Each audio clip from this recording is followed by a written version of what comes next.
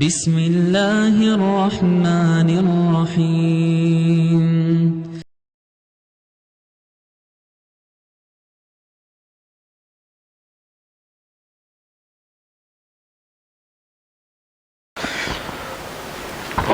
السلام علیکم ورحمۃ اللہ وبرکاتہ.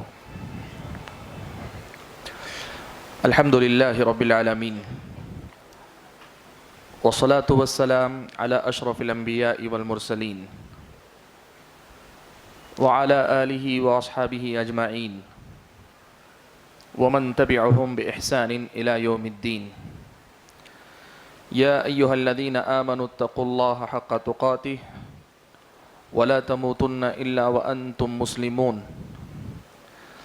یا ایہا الناس اتقوا ربکم الذی خلقکم من نفس واحدہ وخلق منها زوجها وبث منهما رجالا كثيرا ونساء واتقوا الله الذي تساءلون به والأرحام إن الله كان عليكم رقيبا. يا أيها الذين آمنوا اتقوا الله وقولوا قولا سديدا يصلح لكم أعمالكم ويغفر لكم ذنوبكم ومن يطع الله ورسوله فقد فاز فوزا عظيما. أما بعد فأعوذ بالله من الشيطان الرجيم. بسم الله الرحمن الرحيم. إنهم فتية آمنوا بربهم وزدناهم هدى. معزز صدر جلسہ، علماء کرام، ذمہ داران جماعت و جمعیت اور مسجد حاضہ، میرے اپنے بزرگوں، نوجوان ساتھیوں اور پردہ نشین ماؤں اور بہنوں، آج کے اس پروگرام میں مجھے جس عنوان کی وضاحت کرنی ہے یا جس عنوان پر گفتگو کرنی ہے وہ ہے نوجوانوں کے بگاڑ کے اسباب اور ان کا حل. عنوان کا بنیادی مقصد یہ ہے کہ مسلم نوجوان طرح طرح کے بگاڑ کا آج شکار ہے. نوجوانوں کا بگاڑ جہاں ان کی شخصی زندگی کو نقصان پہنچا رہا ہے، وہیں قوم و ملت کے مستقبل سے متعلق مختلف قسم کے اندیشوں کو ہمارے سامنے ایک پہاڑ کی شکل میں کھڑا کر رہا ہے. اس لیے ان کے اسباب کو پہچان کر جو نوجوان ہیں خود اپنے آپ کی اصلاح کی فکر کریں، اور جو بزرگ ہیں وہ اپنے نوجوانوں کو سدھارنے سنبھالنے کی فکر کریں. یہی اس عنوان کا، اس موضوع کا بنیادی مقصد ہے. حاضرین گرامی، میں اپنی گفتگو نکات کی شکل میں، پوائنٹس کی شکل میں آپ کے سامنے رکھنا چاہوں گا تاکہ بات مرکز ہو، بات واضح ہو اور آپ کے سامنے کرنے کے لیے کچھ کام بڑی ہی وضاحت کے ساتھ آ جائے. اس موضوع کے سلسلے میں جو سب سے پہلی بات مجھے آپ حضرات اور سامعین کے سامنے رکھنی ہے وہ یہ کہ جب کبھی ہم نوجوانوں میں بگاڑ کی بات کرتے ہیں، اکثر و بیشتر ہوتا یہ ہے کہ ہم یہ کہنے لگتے ہیں کہ نوجوان بگڑے ہوئے ہیں، نوجوانوں کے اندر بگاڑ ہے، نوجوانوں کے اندر طرح طرح کی خرابیاں ہیں، جبکہ ایک بہت ہی بڑا مثبت پہلو ہے جس کو ہمیں نظر انداز نہیں کرنا چاہیے. اور وہ یہ ہے کہ اللہ کے فضل و کرم سے اگر پچھلے 10 سے 15 سال کا عرصہ دیکھا جائے، 20 سال کا عرصہ دیکھا جائے، اللہ کا یہ فضل و کرم ہے کہ نوجوان نسل دین کی طرف آ رہی ہے، دین کی طرف بڑھ رہی ہے. بہت سارے نوجوان ہیں جنہوں نے اپنی اصلاح کی ہے، ان کے اندر خیر اللہ کے فضل و کرم سے آیا ہے. کتنے ایسے نوجوان ہیں جن کی دین پسندی، دین پہ عمل پیرا ہونے کا جذبہ اور ان کی دین کے لیے خدمات کو دیکھ کر دل جو ہے اللہ تبارک و تعالیٰ کے شکر سے لبریز ہو جاتا ہے. یہ بات ہم مانیں، اس بات کا ہم چرچا کریں، اس بات کا ہم تذکرہ کریں، یہ بہت ضروری ہے کہ نوجوانوں میں صرف بگاڑ ہی نہیں ہے اور سارے نوجوان بگڑے ہوئے نہیں ہیں. بہت سے نوجوان ایسے ہیں جو اللہ کے فضل و کرم سے نیکی کی راہ پر چلنے میں بڑی جو ہے چستی دکھاتے ہیں، نیکی کی راہ میں اللہ کے فضل و کرم سے بہت بڑھ چڑھ کر حصہ لیتے ہیں۔ آج بھی اگر آپ دیکھیں گے ہر علاقے میں آپ دیکھیں مسجدیں پرانے زمانے کی طرح عمر رسیدہ لوگوں سے صرف آباد نہیں ہیں۔ آج بھی ہمارے اپنے دروس، ہمارے اپنے یہ پروگرام صرف بزرگوں کی تعداد سے بھری ہوئے نہیں ہیں۔ آج بھی اللہ کا فضل و کرم ہے، آج کی اس مجلس ہی کو آپ دیکھیں، نوجوانوں کی اکثریت آج اس پروگرام میں شریک ہے۔ کہنے کا مقصد یہ ہے کہ جب ہم اس نقطے پہ بات کریں، جب اس نقطے پہ غور کریں تو اس بات کو تسلیم کریں کہ نوجوانوں کے اندر سدھار آ رہا ہے۔ بہت سے نوجوان اللہ کے فضل و کرم سے نیکی کی راہ پر آگے بڑھتے جا رہے ہیں۔ اس کا فائدہ کیا ہوگا؟ اس کا سب سے بڑا فائدہ یہ ہوگا کہ ہم اور آپ جیسے لوگوں کو اس رخ پر، اس سمت پر کام کرنے میں اور زیادہ ہمت اور حوصلہ ملے گا کہ ہماری محنتیں رائے گاہ نہیں جا رہی، ہماری کوششیں ناکام نہیں ہیں۔ اللہ تعالیٰ کی توفیق کے بعد یہ کوششیں اپنا اثر دکھا رہی ہیں، لوگ دین کی طرف آ رہے ہیں، نوجوانوں کے اندر سدھار پیدا ہو رہا ہے۔ کتنی ایسی ہماری اپنی نوجوان بہنیں ہیں جو آج بھی باحجاب، شرعی معنوں میں، واقعی معنوں میں باحجاب رہنے کو پسند کرتی ہیں۔ دین پسندی کا مزاج ان کے اندر پیدا ہوتا جا رہا ہے۔ اس چیز کے ادراک اور احساس بلکہ اعتراف سے کام کرنے والوں کو کام کرنے کا مزید حوصلہ ملتا ہے۔ اور دوسری طرف نوجوانوں کے سامنے یہ پیغام بھی ہم دے سکتے ہیں کہ دیکھو یہ تم جیسے نوجوان ہیں، جس دنیا میں تم جیتے ہو اسی دنیا میں یہ بھی جیتے ہیں، جیسے حالات تمہارے ہیں کم و بیش ویسے ہی حالات ان کے بھی ہیں، جس قسم کے ماحول میں تمہاری اپنی صبح و شام گزرتی ہے اسی سے ملتے جلتے ماحول میں یہ بھی صبح و شام بتاتے ہیں۔ اس کے باوجود اگر وہ دین پسندی کے جذبے میں آگے بڑھتے نظر آ رہے ہیں تو پھر تم کیوں نہیں ان کے راستے پہ چل سکتے؟ یہ چیز نوجوانوں کے سامنے لانے کی بڑی شدید ضرورت ہے کہ معاشرے میں بگڑے ہوئے نوجوانوں کا تذکرہ کرنے سے پہلے سدھرے سنبھلے ہوئے اور اپنی صحیح راہ پہ چلنے والے نوجوانوں کا ہم نہ صرف یہ کہ ان کی اس خیر کا اعتراف کریں بلکہ ان کی ہمت افزائی کریں اور انہیں ترغیب دلائیں کہ اس راہ پر تم آگے بڑھتے جاؤ، اللہ تبارک و تعالیٰ کے بڑے پسندیدہ اور چہیتے بندے تم بنتے جاؤ گے۔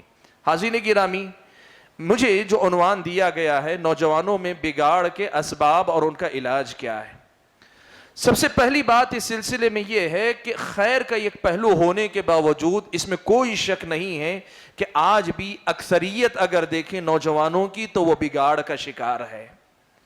ہم مسلم نوجوانوں کی بات کر رہے ہیں، مسلم نوجوانوں کی اکثریت آج بھی بگاڑ کا شکار ہے۔ اور یہ بگاڑ کس قسم کا؟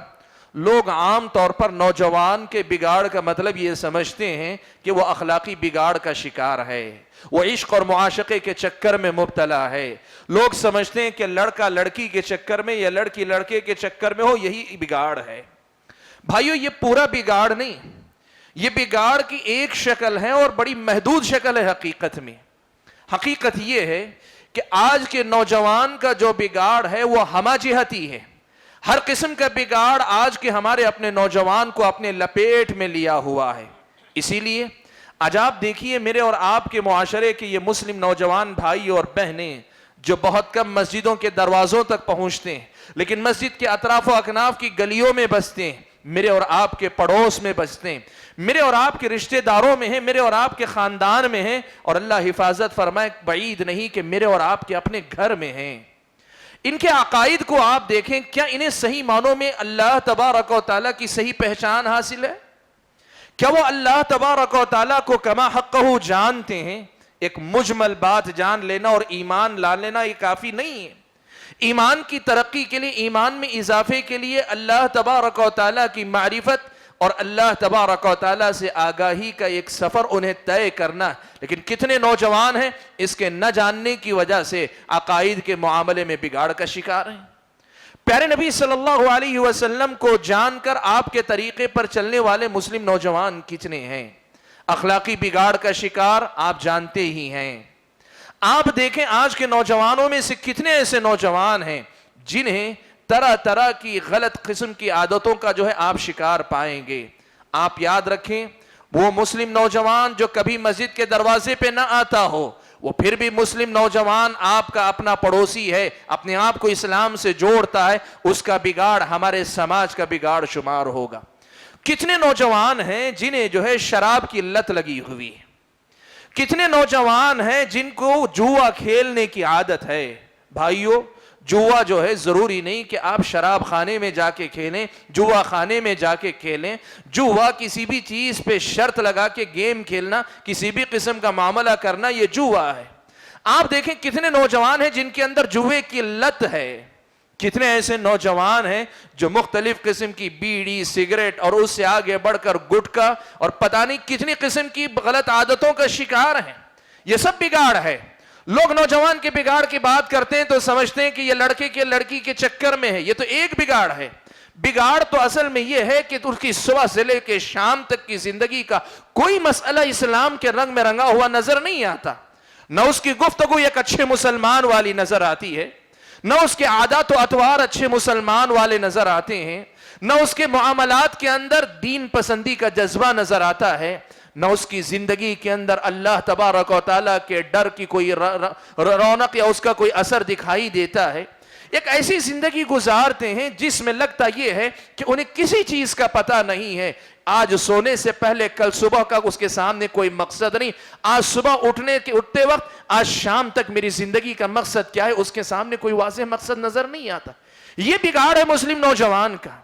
اور آپ یاد رکھیں, یہ بگاڑ بڑھتے بڑھتے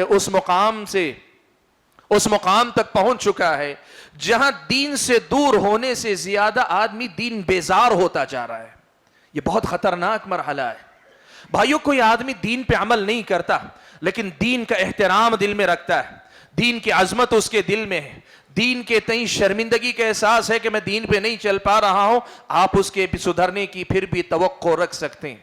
لیکن یہ بگاڑ پہنچتے پہنچتے اس مقام تک پہنچ جائے جہاں دین کے نام سے آدمی چڑنے لگے, آدمی بیزار ہونے لگے, آدمی کو لگے کہ دین کا مطلب یہ ہوا کہ میرا سب کچھ جائے گا. آدمی دین کے نام سے بدکنے لگے, دینی کام کے نام پہ بدکنے لگے, علماء سے ملاقات کے نام پہ بدکنے لگے, دین سے اپنا رشتہ جوڑنے کے نام پہ قسم کے بدکنے کا مزاج اگر پیدا ہو جائے, یہ بگاڑ کی آخری انتہا ہے. اور آج کے نوجوان کا سب سے بڑا مسئلہ دین پہ عمل کرنا نہیں کرنا نہیں ہے, یہ تو ہے ہی کہ دین پہ عمل نہیں کر رہا ہے. اس سے بڑا مسئلہ یہ ہے کہ دین کو اس کی اپنی زندگی میں جو مقام حاصل ہونا چاہیے تھا, اس کے سامنے اگر کہا جائے اللہ نے کہا ہے, تو جو ہیبت, جو روب, جو دبدبہ اللہ تعالیٰ کی اس بات کا اس کے دل پہ طاری ہونا چاہیے, آج مسلم نوجوان اپنے دل میں وہ کیفیت نہیں پاتا ہے. پیارے نبی صلی اللہ علیہ وسلم کی کوئی حدیث اگر اس کے سامنے پڑھ دی جائے, وہ جو محبت, عمل کرنے کا ایک جذبہ, ایک شوق جو ایک نوجوان کی زندگی میں نظر آنا چاہیے, آج کے نوجوان کا اصل بگاڑ یہ ہے کہ وہ دین سے اس قدر زیادہ بیزار ہے کہ ہر بات کو وہ اپنے اوپر ایک بوجھ, ایک قسم کی ذمہ داری سمجھ کر ہی سنتا ہے. بھائیو, بگاڑ ہمارے معاشرے کا بڑھتے بڑھتے, ہمارے نوجوان کا بگاڑ بڑھتے بڑھتے اس مقام پر پہنچ چکا ہے کہ آج دین دنیا میں اجنبی ہو کہ نہ ہو, آج مسلم نوجوان کی زندگی میں دین اجنبی ہو کر رہ گیا ہے. آج دین اس کے لیے اجنبی, دین کی تعلیمات اس کے لیے اجنبی, دین کی ہدایات اس کی اپنی زندگی سے اجنبی نظر آتی ہیں.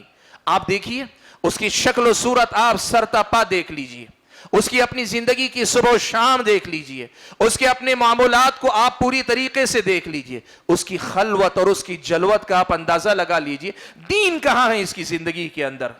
اور میرے بھائیوں, مسلمان اگر ہو تو یہ حقیقت یاد رکھنا, تمہاری قیمت تمہارے دین کی وجہ سے ہے, دین نہیں. اگر دین تمہاری زندگی سے رخصت ہو گیا, دین ختم ہو گیا, اللہ کی نظر میں ایسا انسان جانوروں سے بھی گیا گزرا ہے. جس کی زندگی میں دین نہ رہا, ختم ہو گیا, بے دین ہو گیا, دین سے آزاد ہو گیا, وہ سمجھتا ہے کہ میں کسی دین کا پابند نہیں ہوں, میں کسی شریعت کا پابند نہیں ہوں, وہ سمجھتا ہے کہ میں من مانی زندگی گزاروں گا, من شاہی زندگی گزاروں گا, دین کی مجھے ضرورت نہیں. پھر یہ وہ مقام ہے دین سے نکل جانے کا کہ جس کے بعد انسان باقی نہیں رہ جاتا. اللہ نے فرمایا لہم قلوب لا یفقہون بہا, مشرکین مکہ کے بارے میں یہ کہا لہم قلوب لا یفقہون بہا, ان کو دل ہیں مگر ان سے سمجھتے نہیں ہیں, ان کو آنکھیں دی گئی مگر دیکھتے نہیں ہیں, ان کے کان ہیں مگر سنتے نہیں ہیں.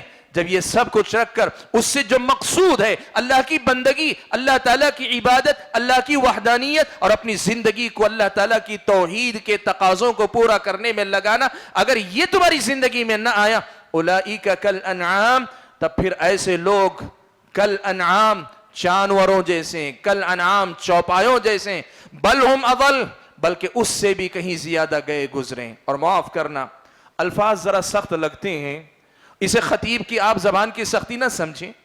آج آپ دیکھیں کیا ہماری اور آپ کی زندگی قرآن کی اس الفاظ کا نمونہ ہے کہ نہیں؟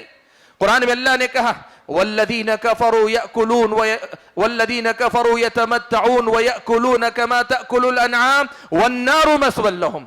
مشرکین کا اللہ تعالیٰ نے نقشہ کھینچا، ان کی زندگی کا سارا خلاصہ یہی ہے کہ صرف مزے ہی مزے کرتے ہیں اور جانوروں کی طرح کھاتے پیتے ہیں، بس یہی ان کی زندگی بن کے رہ گئی۔ یہ مشرکین کا اللہ تعالیٰ نے نقشہ کھینچا۔ آج آپ بتائیں نوجوان کی نظر میں زندگی ایک مزے کے علاوہ اور کچھ نہیں رہ گئی، تو کیا پھر اس کی یہ حالت مشرکین کی اس حالت سے مشابہ نہیں رہ گئی؟ آج کے نوجوان کا سب سے بڑا مسئلہ یہ ہے کہ دین بیزاری کی کیفیت آنے کے بعد آج اس کے اندر ہمہ قسم کا بگاڑ، عقائد میں خلل ہے، عبادتوں میں خلل ہے، اس کے اخلاق میں خلل ہے، اس کے معاملات میں خلل ہے۔ آپ اس کی زندگی کا کون سا باب، کون سا پہلو دیکھنا چاہیں گے جو اس خلل سے آزاد نظر آتا ہے؟ حاضرین گرامی، سچائی یہ ہے کہ نوجوان کو وقت سے پہلے سنبھلنے اور سنبھالنے کی ضرورت۔ آپ اور میں اگر نوجوان ہیں، اپنی جگہ پہ خود سنبھلنے کی کوشش کریں، اور اگر ہم سرپرست ہیں، بڑے ہیں، اپنے گھر کے نوجوان کو کم از کم اپنے گھر کے نوجوان کو سنبھالنے کی کوشش کریں۔ ہم اور آپ اگر اپنے نوجوان کو نہ سنبھال سکے، تب پھر یاد رکھنا اللہ نے فرمایا وَعْلَمُوا أَنَّمَا أَمْوَالُكُمْ وَأَوْلَادُكُمْ فِتْنَةٌ۔ اللہ نے فرمایا کہ تم جان لو کہ تمہاری اپنی اولاد تمہارے لیے فتنہ ہے، آزمائش ہے۔ تم نے صحیح تربیت کی، اپنے بچوں کو سنبھالے رکھا، تھامے رکھا، ان کی صحیح تربیت کی، تب پھر یہ تمہارے لیے بڑے اجر کا باعث بنیں گے۔ اور اگر تم نے ان کو نہ سنبھالا، چھوڑ دیا، شتر بے مہار آدمی کو آزاد چھوڑ دیا، لڑکے کو چھوڑ دیا، تو پھر کیا ہوگا؟ اللہ تبارک و تعالیٰ کے پاس اپنی اس آزمائش میں تم ناکام قرار پاؤ گے۔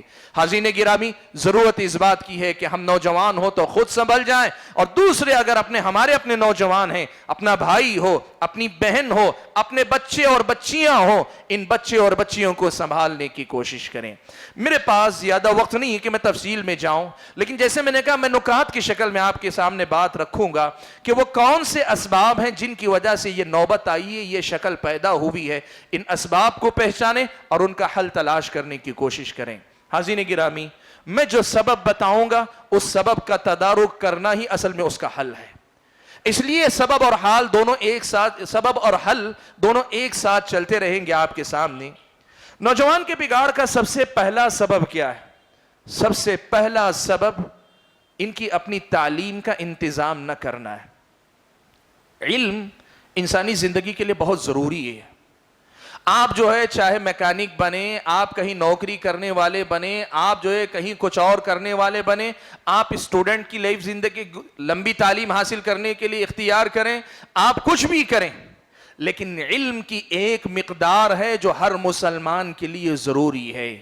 سنن ابن ماجہ کی روایت میں، جس کی صحت اور ضعف کے سلسلے میں اختلاف، لیکن اہل علم کی ایک جماعت نے اسے حسن قرار دیا۔ اللہ کے نبی کا طلب العلم فریضۃ علی کل مسلم، علم کا حاصل کرنا ہر مسلمان پر فرض ہے۔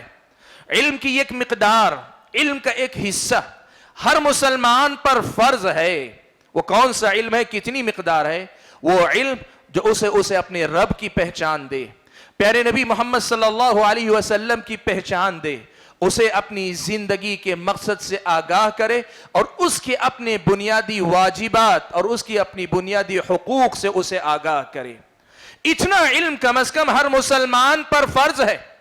آپ کو لکھنا پڑھنا نہ آتا ہو، سنا کر صحیح، لوگوں کے سامنے بیٹھ کر صحیح، علماء کے ساتھ بیٹھ کر صحیح، اتنا علم حاصل کرنا اور اتنا علم اپنے بچوں کو دینا، یہ بالکل ہر مسلمان پہ فرض ہے۔ بھائیوں، یہ بات یاد رکھنا، اللہ نے انسان کو جسم اور روح کا مرکب بنایا ہے۔ دنیا کے اندر اللہ تعالیٰ نے انسان کی جسمانی ضرورتوں کا انتظام کر دیا ہے، یہ جو اناج ہے، یہ ہوا ہے، یہ پانی ہے، یہ غذا ہے، یہ جسمانی ضرورتوں کا انتظام اللہ تعالیٰ نے کر دیا ہے۔ روح کی ضرورت اللہ تعالیٰ نے، روح چونکہ آسمان سے اتاری ہے، اللہ نے اس کی ضرورت کو بھی آسمان سے اس کا انتظام کیا۔ وہ ہے اللہ تعالیٰ کا دیا ہوا علم جو انبیاء کے ذریعے اس کائنات کو نصیب ہوا ہے۔ آدم علیہ السلام کے ذریعے یا بعد میں آنے والے انبیاء کے ذریعے انہیں نصیب ہوا ہے۔ یہ بات یاد رکھنا، کھانے پینے سے آدمی کا جسم بڑھتا جاتا ہے، لیکن انسان کی روح اور پھر انسان کے اندر کے حیوان کو مہذب رکھنے کے لیے علم بالکل بنیادی تو ضرورت کی حیثیت رکھتا ہے۔ لوگ کہتے ہیں انسان کی بنیادی ضرورتیں کیا ہیں؟ لوگ کہتے ہیں انسان کی بنیادی ضرورتیں کیا ہیں؟ کہتے ہیں کھانا، کپڑا اور مکان۔ نہیں، ان سب سے پہلے آدمی کی ضرورت علم ہے، اس لیے کہ بغیر علم کے آدمی کے اخلاق مہذب نہیں ہو سکتے۔ انسان کی جو ضرورتیں حیوانوں جیسی اس کی بھی ضرورتیں، لیکن انسان کو انسان جو چیز بناتی ہے وہ علم ہے۔ علم سے آدمی حیوانوں سے ممتاز ہوتا ہے۔ وہ ضرورتیں جو حیوان پوری کرتا ہے ایک انسان بھی کرتا ہے، لیکن ایک انسان کے اور حیوان میں جو فرق آ سکتا ہے اس ضرورت کو پورا کرنے کا طریقہ اور اس ضرورت کو پورا کرنے کی جو حدود ہوتی یہ طے ہونا ضروری ہے، اور اس کو طے کرنے کے لیے اللہ تعالیٰ نے علم کا انتظام کیا۔ علم ضروری ہے میرے بھائیوں۔ بدقسمتی یہ ہے کہ ہمارے مسلم سماج کے اندر تعلیم کے تعلق سے ایک ایسی جو ہے بے توجہی پائی جاتی ہے۔ میں بات نہیں کر رہا ہوں کہ مسلمان بہت زیادہ تعلیم یافتہ نہیں، میں اس کی بات نہیں کر رہا ہوں۔ بنیادی تعلیم، لازمی تعلیم، واجبی تعلیم، وہ تعلیم جو ایک انسان کو انسان بنا سکے، وہ تعلیم جو ایک انسان کو انسان کے دائرے میں رکھ سکے۔ ادب ہی سے انسان انسان ہے، ادب جو نہ سیکھے وہ حیوان ہے۔ وہ تعلیم جو اسے ادب کے دائرے بتا سکے، ادب کا مفہوم سمجھا سکے، اتنی تعلیم ہر مسلمان پہ ضروری ہے۔ اور یہ تعلیم اگر نہیں ہوگی، انسان جسمانی طور پہ تو بڑا ہو جائے گا، لیکن وہ انسان اپنے اندر کے حیوان کو کبھی انسان نہیں بنا پائے گا۔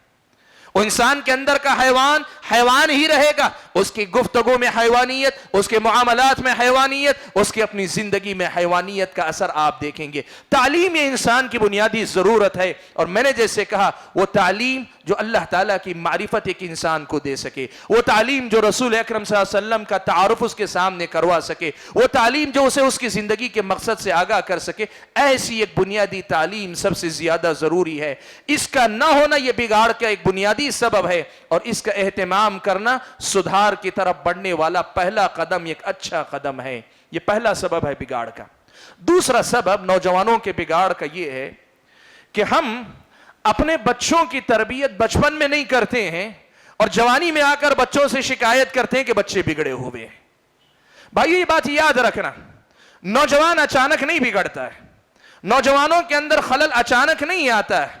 ہمارے اپنے بچپن کی غفلت ہے۔ جب بچوں کی تربیت کرنی چاہیے اس وقت تربیت نہ کرنا، یہ اصل میں نوجوان کو بگاڑ کے مرحلے میں داخل کرتا ہے۔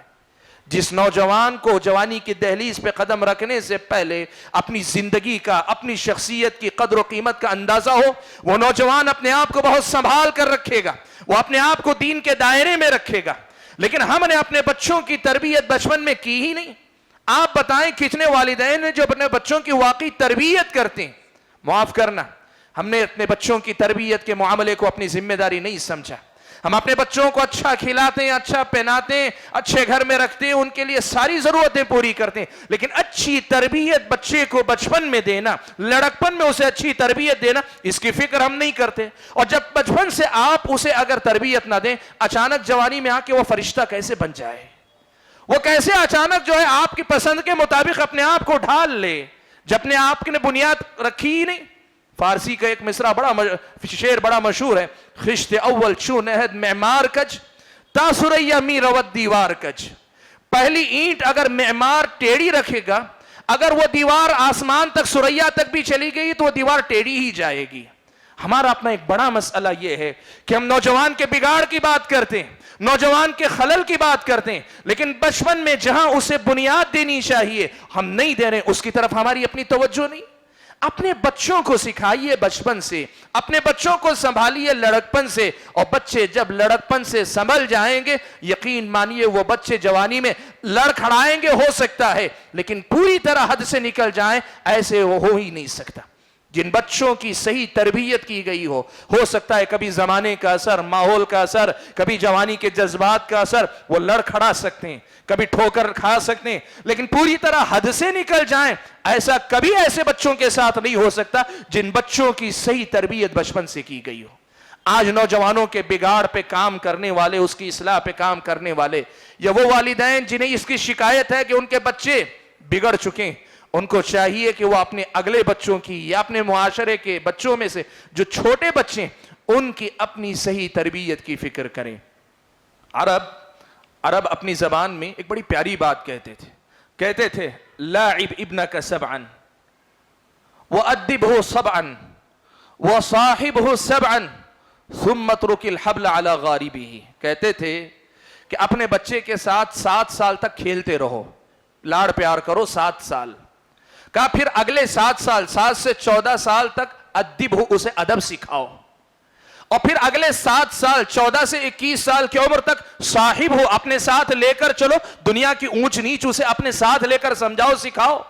کہا جب یہ 3 مرحلے صحیح طریقے سے انجام دے لوگے، بچپن میں لاڑو پیار، پھر 7 سال سے 14 سال کی عمر تک صحیح تربیت ادب، اور پھر اس کے بعد 7 سال تک اپنے ساتھ رکھ کر زمانے کی اونچ نیچ، اس کے بعد کہتے کہ پھر اس کی نکیل ڈھیلی چھوڑ دو، اس کی رسی ڈھیلی چھوڑ دو، تمہیں فکر کرنے کی ضرورت نہیں۔ بھائیو آج نوجوان بگڑا کس لیے؟ اس لیے کہ اس کی تربیت بچپن میں صحیح نہیں ہوئی، اس کے لڑکپن میں اسے سنبھالنے کی کوشش نہیں کی گئی۔ آج اس کی طرف توجہ دینے کی ضرورت ہے۔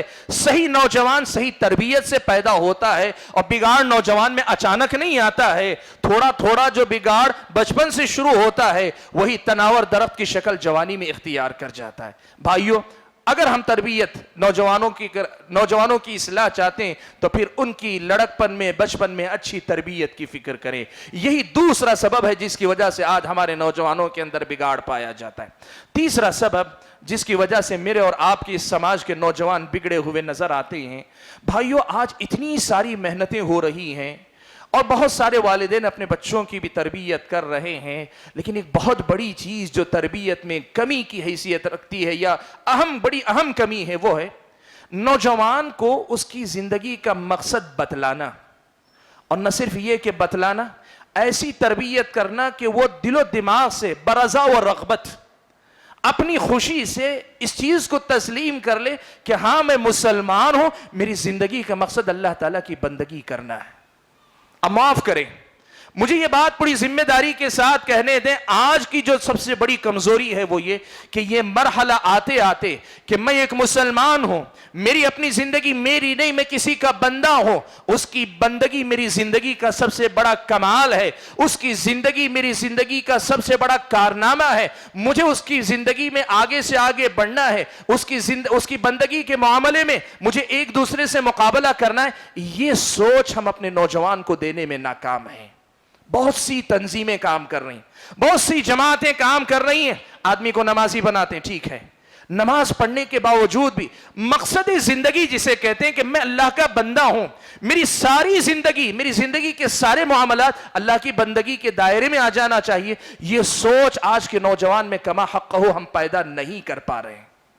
اور کمال اصل میں یہی ہے کہ ایک نوجوان دل و دماغ سے برضا و رغبت، پوری خوش دلی سے، بلکہ پورے فخر کے ساتھ یہ محسوس کر کے اپنے آپ کو اللہ کا بندہ بنائے کہ رب کی بندگی ہی میری زندگی کا سب سے بڑا کمال ہے۔ پیارے نبی صلی اللہ علیہ وسلم نے کیا کہا؟ 7 قسم کے لوگوں کو اللہ تعالیٰ عرش کے سائے تلے جگہ دیں گے، اور ان میں سے ایک کون ہوگا؟ کہا شاب نشأ فی عبادت اللہ، وہ نوجوان جس کی جوانی اللہ تبارک و تعالیٰ کی عبادت میں گزری ہو۔ کون سی عبادت؟ صرف مسجد میں حاضری والی عبادت نہیں، یہ مسجد میں حاضری والی عبادت عظیم ترین عبادت ہے، لیکن یہ کل عبادت نہیں۔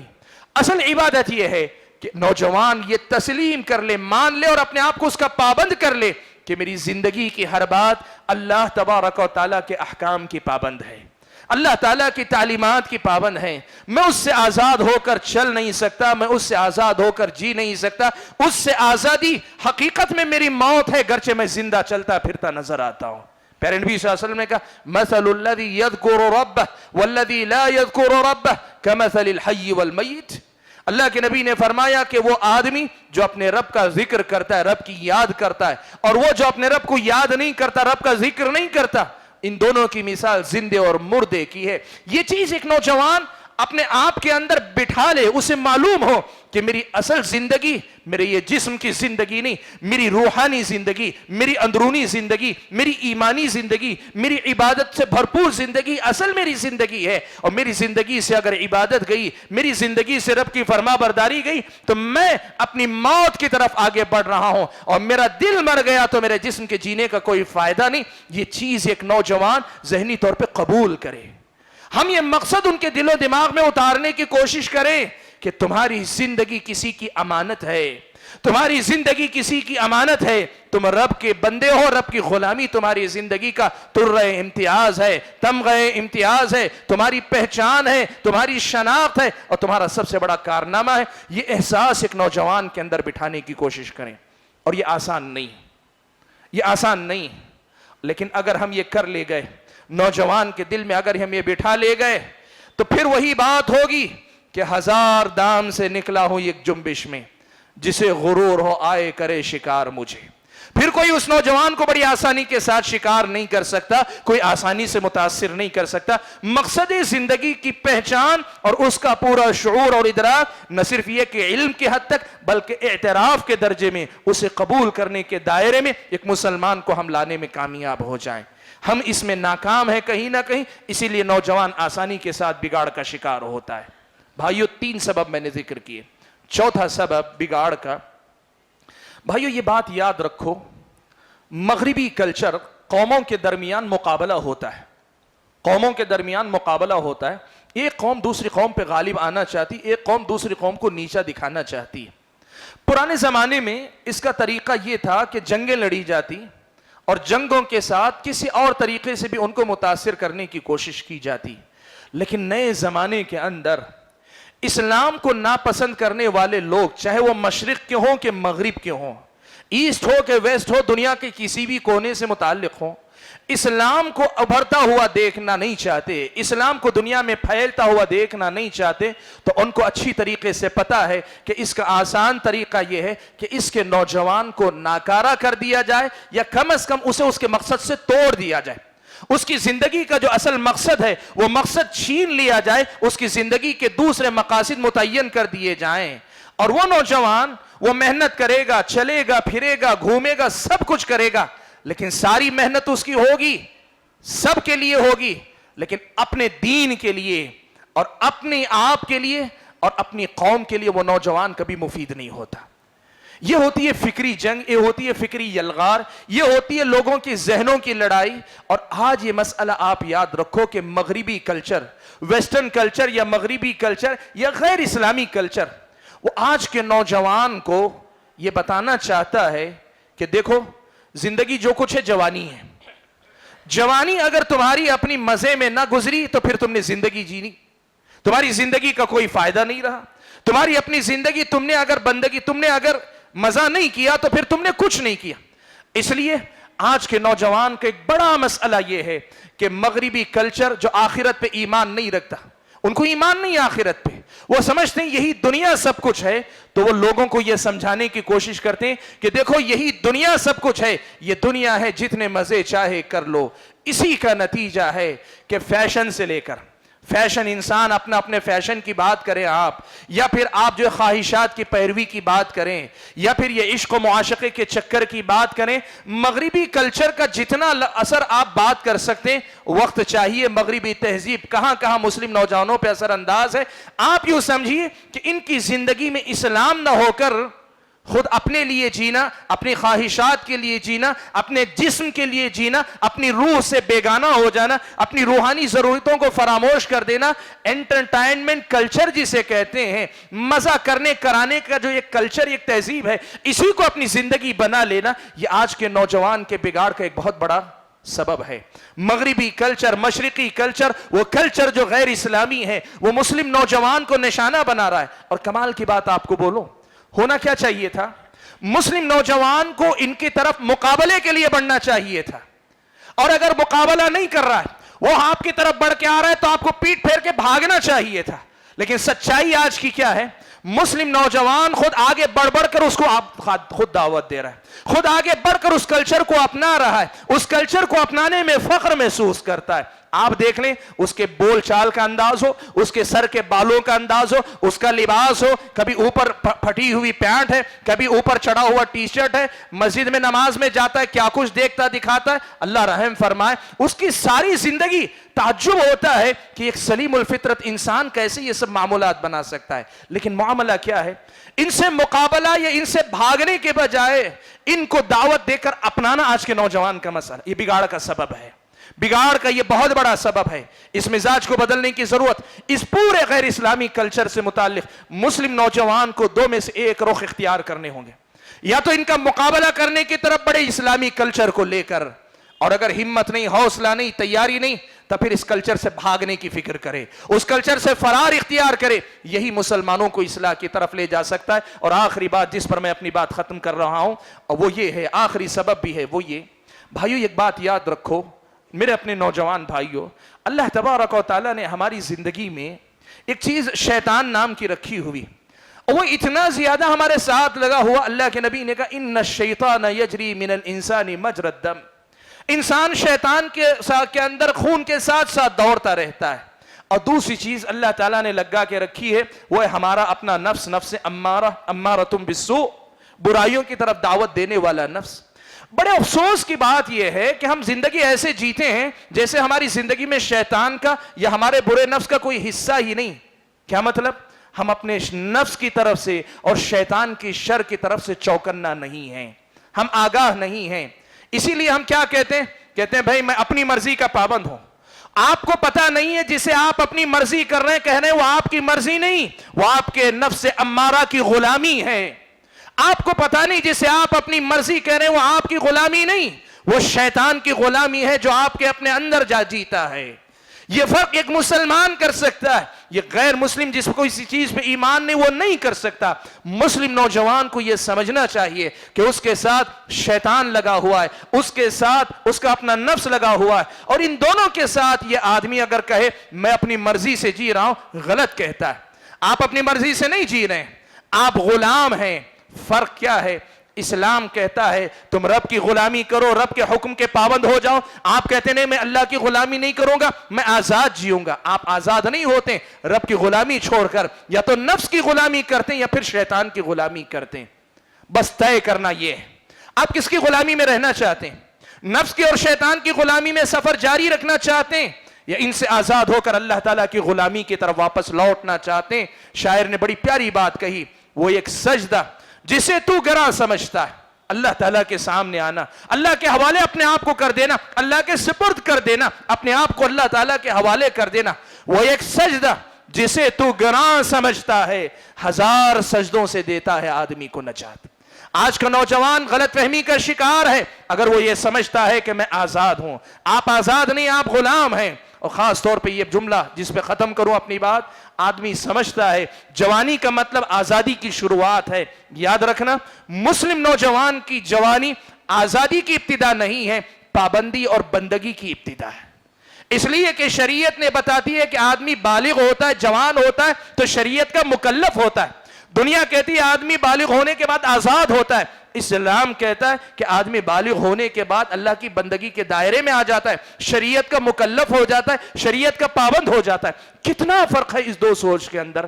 اس فرق کو اگر اپنی زندگی میں لے آئیں، ہم اپنی اصلاح کی طرف قدم بڑھا سکتے ہیں۔ حاضرین گرامی، 5 سبب میں نے ذکر کیے، اور ان 5 ہی بنیادوں پہ اگر ہم محنت کر لیں، اس نوجوان کو سدھارنے کی طرف ایک بہت بڑا قدم ہمارا اٹھ جائے گا۔ اللہ سے میں دعا کرتا ہوں کہ اللہ تعالیٰ مجھے، آپ سبھی حضرات اور خواتین کو کہیں سنی باتوں پر کہنے اور سننے سے زیادہ عمل کرنے کی توفیق عطا فرمائے۔ آمین وآخر دعوانا ان الحمد للہ رب العالمین۔